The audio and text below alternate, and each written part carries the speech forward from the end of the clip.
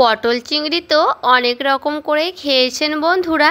ঘরোয়া পদ্ধতিতে একবার হলেও আমার মতো করে রান্না করে দেখতে পারেন।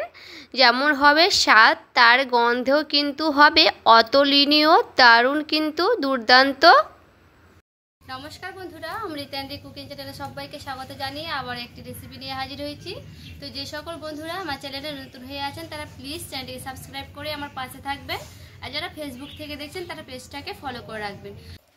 তো দেখুন বন্ধুরা, সবার আগে আমি নিয়ে নিয়েছি পটল। দেখুন আজকে আমি তৈরি করে দেখাবো পটল চিংড়ি। তো এখানে আমি নিয়ে নিয়েছি পটল, আর এখানে নিয়েছি আলু। তো আমি আলুগুলোকে এই বড় করেই কেটেছি, এই সাইজ করে। আপনারা চাইলে কিন্তু ছোট বড় করে নিতে পারেন, কিংবা ছোট করে নিতে পারেন। তো এরকম কিন্তু রেখেছি। তো আলুটাকে আর সে পটলটাকে কেটে খুব ভালো মতো করে কিন্তু ধুয়ে নিয়েছি। আর এখানে দেখুন চিংড়ি মাছটাকে আমি খুব ভালো মতো করে বেছে নিয়েছি। তো বাছাটা আমি দেখাইনি, তো আমি ভালো করে বেছে নিয়েছি। তো দেখুন এখানে আমি এবার চিংড়ি মাছটাকে লবণ হলুদ লাগিয়ে নেব। চিংড়ি মাছটাকে লবণ দিয়ে দিচ্ছি অল্প করে। এবার দিয়ে দিচ্ছি হলুদের গুঁড়া। তো দেখুন লবণ হলুদটাকে দিয়ে একটু ভালো করে মাখিয়ে নেব। তো এইভাবে কিন্তু আমি মাখিয়ে নিয়েছি।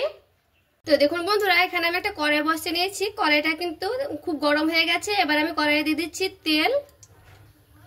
তো দেখুন তেলটা কিন্তু খুব ভালো মতো গরম হয়ে গেছে। আর দেখুন এখান থেকে আমি পটলগুলো নিয়ে নিচ্ছি। তো পটলগুলো ভেজে নেব। দেখুন পটলগুলো একটু ভালো করে নাড়াচাড়া করে নিচ্ছি। তো দেখুন বন্ধুরা, পটলটা কিন্তু খুব ভালো মতো করে ভেজে নিয়েছি। আমি এইভাবে কিন্তু রাখবো, বেশি কড়া করে ভাজবো না। তো এবার নামিয়ে নিচ্ছি, পটলকে ভেজে নেব। তো দেখুন বন্ধুরা, আলুটাও কিন্তু খুব ভালো মতো করে ভেজে নিয়েছি লাল লাল করে। এবার আমি নামিয়ে নিচ্ছি। দেখুন আলুটাকেও কিন্তু খুব ভালো মতো করে ভেজে নিয়েছি। আর এখানে দেখুন সে চিংড়ি মাছটাকে ভালো করে ধুয়ে রেখেছিলাম। এবার আমি তেলে ভেজে নিচ্ছি।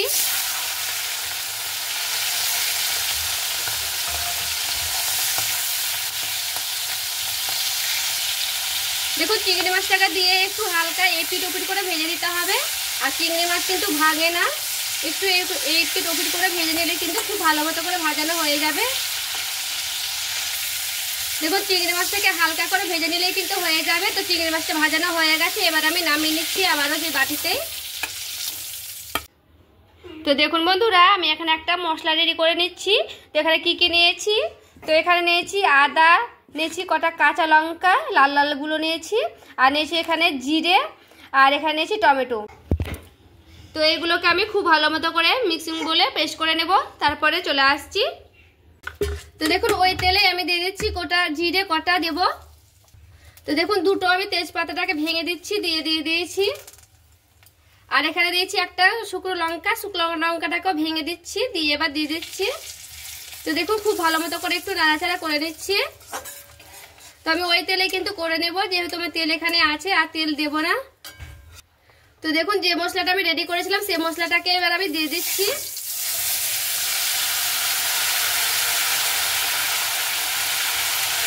একটু বাটিটা বুলিয়ে একটু জলটা দিয়ে দিব। পরিমাণ মতো দিয়ে দিচ্ছি লবণ, পরিমাণ মতো দিয়ে দিচ্ছি হলুদের গুঁড়া,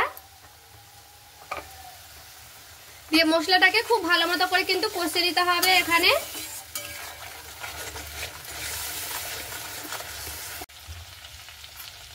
তো দেখুন বন্ধুরা, খুব ভালো মতো করে কিন্তু আমি মশলাটাকে কষে নিয়েছি। আর দেখুন মশলার গা থেকে কিন্তু তেলটা ছেড়ে এসেছে। দেখুন দেখে কিন্তু বুঝতেই পারছেন কতটা সুন্দরভাবে কিন্তু মশলাটা কষানো হয়েছে। তো দেখুন এখানে আমি টক দই নিয়েছিলাম। তো এখানে আমি 2 চামচের মতো টক দই দিয়ে দিচ্ছি। তো টক দইটাকে দিয়ে খুব ভালো মতো করে একটু নাড়াচাড়া করে নেব। আমি দিয়ে দিচ্ছি অল্প একটু চিনি, দিয়ে খুব ভালো মতো করে একটু নাড়াচাড়া করে নেব।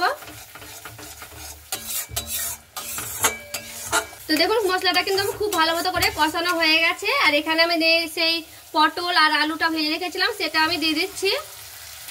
দিয়ে পটল আর আলুটাকে দিয়ে খুব ভালো মতো করে একটু কষিয়ে নিতে হবে। এখানে আমি ঢাকা দিয়ে 2-3 বার কিন্তু খুব ভালো মতো করে নাড়াচাড়া করে নিচ্ছি। তো দেখুন বন্ধুরা, খুব ভালো মতো করে কিন্তু কষানো হয়ে গেছে। এখানে আমি দিয়ে দিচ্ছি জল পরিমাণ মতো।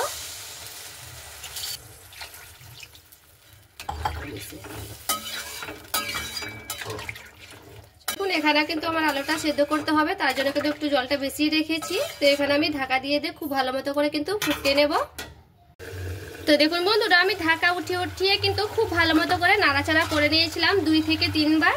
আর দেখুন কতটা সুন্দর কিন্তু ঘনত্ব হয়ে এসেছে। আর আলুগুলো কিন্তু খুব ভালো মতো করে সিদ্ধ হয়ে গেছে, যেহেতু আমি এখানে একটু জলটা বেশি দিয়েছিলাম মানে আলু সিদ্ধ করার জন্য। তো খুব ভালো মতো করে কিন্তু হয়ে গেছে। আর দেখুন এইভাবে কিন্তু ঘনত্ব হয়ে গেছে। তো আমি আর এখানে ফুটাবো না। তো এখানে আমি দিয়ে দিচ্ছি সেই চিংড়ি মাছগুলোকে দিয়ে দেবো। চিংড়ি মাছটাকে দিয়ে খুব ভালো মতো করে একটু নাড়াচাড়া করে নিচ্ছি। তো চিংড়ি মাছটাকে দিয়ে কিন্তু 2-3 মিনিট খুব ভালো মতো করে একটু ফুটিয়ে নেব, একেবারে কিন্তু গ্যাসটাকে কমিয়ে দিয়ে। তো দেখুন বন্ধুরা, খুব ভালো মতো করে কিন্তু আমি ফুটিয়ে নিলাম। সেই মাছটাকে দিয়ে কিন্তু 2-3 মিনিট খুব ভালো মতো করে ফুটিয়ে নিয়েছি। তো দেখুন তেলটা কিন্তু খুব ভালো মতো করে কিন্তু ছেড়ে এসেছে, দেখে কিন্তু বুঝতেই পারছেন। তো সব শেষে আমি দিয়ে দিচ্ছি গরম মশলা, টেস্টটা আরো বাড়ার জন্য। তো দেখুন গরম মশলাটাকে দিয়ে একটু ভালো মতো করে নাড়াচাড়া করে নিলাম। তো দেখুন এবার আমি নামিয়ে নিচ্ছি। তো দেখুন বন্ধুরা, পটল চিংড়িটা দেখতে কতটা লোভনীয় হয়েছে। দেখুন দেখতে যেমন লোভনীয় আর খেতে কিন্তু দুর্দান্ত স্বাদের হয়েছিল। আর এইভাবে কিন্তু অবশ্যই আপনারা বাড়িতে ট্রাই করে দেখতে পারেন, খেতে কিন্তু দারুণ হয়। তো বন্ধুরা, আমার মতো করে একবার হলেও কিন্তু চিংড়ি মাছের রেসিপিটি বাড়িতে বানিয়ে দেখতে পারেন। পটল চিংড়িটা এইভাবে একবার হলেও কিন্তু ট্রাই করুন, দেখবেন খেতে কিন্তু দুর্দান্ত হয়। আর এইভাবে যাকে বানিয়ে দিবেন সেও কিন্তু খুব মজা করে খাবে। তো বন্ধুরা, আমার এই পটল চিংড়ি রেসিপিটি কেমন হয়েছে অবশ্যই কিন্তু আমাকে জানাতে ভুলবেন না। আর দেখুন দেখতে যেমন লোভনীয়, কিন্তু খেতেও কিন্তু খুবই সুস্বাদু হয়েছিল। একবার হলেও কিন্তু আপনারা এইভাবে ট্রাই করবেন। আর অবশ্যই কিন্তু আমাকে কমেন্ট করে জানাবেন কেমন হয়েছে। তো বন্ধুরা, আমার এই রেসিপিটি ভালো লেগে থাকলে প্লিজ একটি লাইক করে দিবেন। আর চ্যানেলটাকে সাবস্ক্রাইব করে অবশ্যই আমার পাশে থেকে যাবেন। তো চলুন দেখা হচ্ছে আরও একটা রেসিপির সঙ্গে।